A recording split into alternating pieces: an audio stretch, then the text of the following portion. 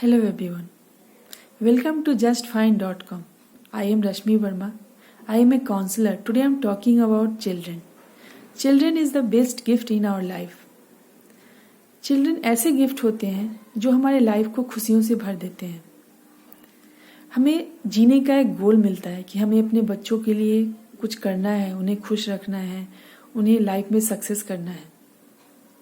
और ये जो बच्चे होते हैं बिल्कुल एक प्लांट की तरह होते हैं.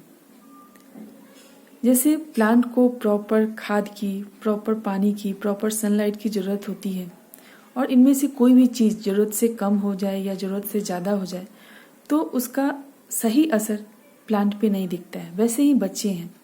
अगर बच्चों को प्रॉपर केयर, प्यार मिले तब तो उनका ग्रोथ सही होता है. लेकिन अगर ये ज़रूरत से ज़्यादा मिले या ज़रूरत से कम मिले तो इसका उनके ग्रोथ पे गलत असर देखा जाता है. हम सभी पेरेंट्स चाहते हैं, वो अमीर हो या गरीब हो, अभी के पेरेंट्स हो या पहले के या फ्यूचर के, सभी चाहते हैं कि हमारे बच्चे खुश रहें, वो लाइफ में आने वाले किसी भी स्ट्रगल का सामना अच्छे से कर सकें, वो मेंटली स्ट्रांग रहें. लेकिन आज के टाइम में हम टाइम कम होने के कारण, पैसे की कमी के कारण, हम पेरेंट्स चाहते हैं कि हम हस्बैंड वाइफ दोनों जॉब करें, बच्चे को डे केयर में छोड़ देते हैं. घर में जो माँ है, हाउस वाइफ है, न्यूक्लियर फैमिली के कारण वो काम में बिजी रहती है. आज एक बच्चे का कॉन्सेप्ट है जिससे बच्चा घर में अकेला फील करता है, उसके पास कोई भाई बहन नहीं होता है. हम क्या करते हैं कि हमारे पास टाइम नहीं होता है तो उसे फ़ोन पकड़ा देते हैं, लैपटॉप दे देते हैं, आईपैड दे देते हैं, जो उनकी ग्रोथ पे गलत असर डालता है. हाँ, आज का टाइम गैजेट टाइम है, आज का टाइम टेक्नोलॉजी का टाइम है लेकिन उन्हें उसी में बिजी रखना ये सही नहीं है. बल्कि बच्चों को पेरेंट्स की ज़रूरत होती है, उनके सपोर्ट की ज़रूरत होती है. हम पेरेंट्स एक चीज़ और करते हैं कि हम अपने बच्चों को खुश करने के साथ साथ उन्हें परफेक्ट बनाने की कोशिश करने लगते हैं. हम चाहते हैं कि हमारा बच्चा समाज में एक अच्छा बच्चा बने, सोशल स्टेटस के अनुसार बने. उसके लिए हम क्या करते हैं, उन्हें हम परफेक्ट बनाते हैं, उन पे प्रेशर डालते हैं, तुम ऐसे करोगे तो तुम अच्छा करोगे. इससे क्या होता है कि बच्चा डरने लगता है. उसे डर लगता है कि मुझसे अगर गलती हो गई तो भी मेरे मम्मी पापा मुझे डांटेंगे, और वो हमसे बातें छिपाने लगता है. वो सच नहीं बोलता है कि मैं सच बोलूँगा तो भी डांट सुनूंगा. इसलिए बच्चों को अपने ढंग से सीखने दें. गलती करते हैं उन्हें गलती करने दें और गलतियों से सीखने दें. जैसे हम एग्जाम्पल लेते हैं, बचपन में जब बच्चा छोटा होता है तो लाइट को टच करता है, उसका हाथ जलता है और वो सीख जाता है कि लाइट को टच करने से हाथ जलता है.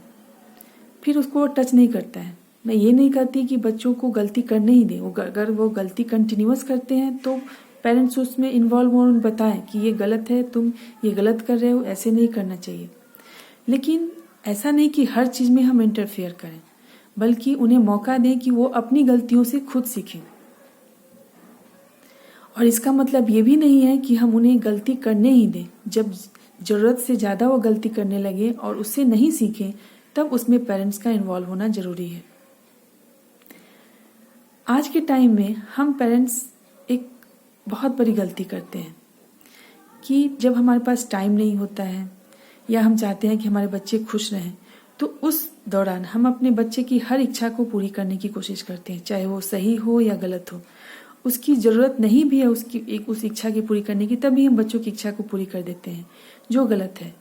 हम क्या करते हैं, हम बच्चों में एक ईगो डालने लगते हैं. एक यस मतलब हाँ, ये उनके मन में हावी करने लगते हैं कि हाँ, मैं हर चीज़ तुम्हें दे रही हूँ. और यही बच्चे जब बड़े होते हैं तो उन्हें स्कूल में, कॉलेज में, दोस्तों के साथ, फैमिली के साथ एडजस्ट करने में प्रॉब्लम होती है, क्योंकि उनके दिमाग में यस हावी हो गया है. उन्हें लगता है कि मुझे हर चीज़ मिल सकती है. वो नो सुनने के आदी ही नहीं होते, उनकी आदत ही नहीं होती है. इसलिए हमें बचपन से ही बच्चों को समझाना चाहिए, हाँ और ना में बैलेंस करना चाहिए. हमेशा ना नहीं बोले, लेकिन हाँ और ना में बैलेंस करें. उन्हें बताएं कि कौन सी चीज़ बुरी है और कौन सी चीज़ अच्छी है, कौन सी चीज़ उन्हें मिली और क्यों मिली तो उसे यूज करें, और कौन सी चीज़ नहीं मिली उसे वो समझें. उससे उन्हें एडजस्टमेंट में काफ़ी प्रॉब्लम होगी. अगर उनमें हाँ हावी रहा, उनके दिमाग में हाँ चलता रहा कि हाँ मुझे हर चीज़ मिलती है, तो बाद में जब बच्चे बड़े होते हैं तो उनमें एग्रेशन, एंजाइटी, डिप्रेशन जैसे प्रॉब्लम आने लगते हैं। हम पेरेंट्स कई गलती करते हैं, जैसे हम अपने बच्चों की तुलना अन्य बच्चों से करने लगते हैं। ये हमारे बच्चों में इन्फीरियरिटी लाता है। उन्हें लगता है कि मैं कुछ भी करूँगा मेरे पेरेंट्स तो मेरे में कमी ही निकालेंगे, जो उनकी मेंटल ग्रोथ को रोकता है, उन्हें मेंटली स्ट्रांग नहीं बनाता है। बच्चे जो कुछ करते हैं उनमें सपोर्ट कीजिए।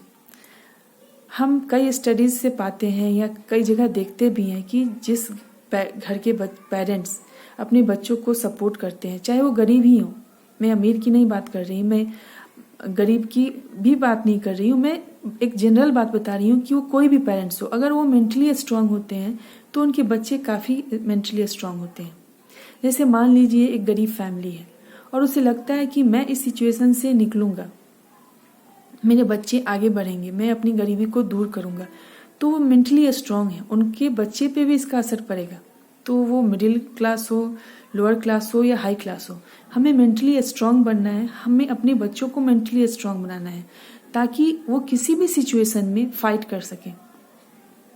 और जब पेरेंट्स का सपोर्ट मिलता है तो बच्चे काफ़ी आगे बढ़ते हैं। साथ ही हमें बच्चों में सेल्फ कॉन्फिडेंस डेवलप करना चाहिए। मतलब वो जो सोचते हैं, जो करते हैं, उन्हें बताएं कि हाँ तुम सही कर रहे हो।